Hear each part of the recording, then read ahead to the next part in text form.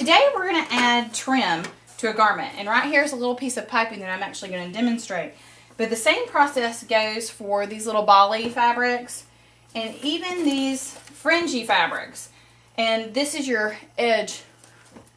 This is the edge on that fringy fabric that's going to get caught in the fabric. So all of this works the exact same way as sewing on a piece of piping. Now, for piping, I like to go back to my old friend, steam seam. And you're going to put it on your very edge right there. Iron it in place. Give it a burst of steam. Okay? And peel off the paper while it's still warm. So I've got my stickiness there. And I'm going to lay my piece of piping down. Then I'm going to iron the edge. And that edge is what I care about. Okay? You can bump it all the way up against the edge, or you can run it in a little bit. I like to do about a 1/2 inch seam on things, so I had to take mine in a little bit because my trim wasn't a 1/2 inch wide. Okay? So now, as you can see, this is in place, and I don't have to worry about it slipping and sliding when I'm pinning. So now what I'm going to do is take a stitch with my zipper foot right along that edge.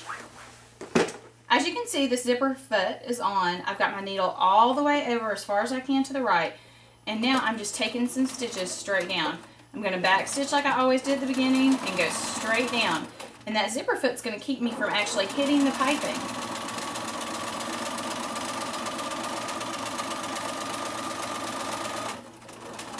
When I get to the end, 1, 2, 3 back, and then I can sew off. And as you can see, there we have the trim right on.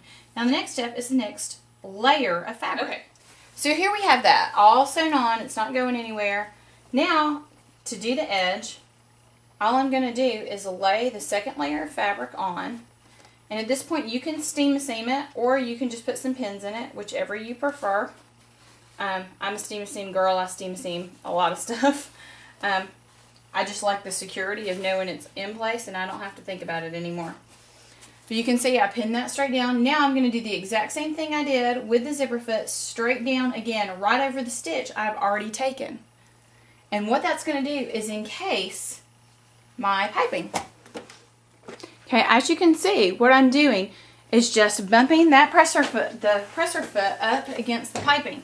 And you can feel it in there. You can also see it because I'm using white, but you can feel it, and the machine can feel and won't go over that ridge. And I can manipulate the fabric a little bit by just pulling it back and forth a little. And I'm going to sew all the way to the bottom, back stitch 1, 2, 3. Okay, there we have our piece of piping. Okay, and as I open it up, you can see how beautifully encased this is.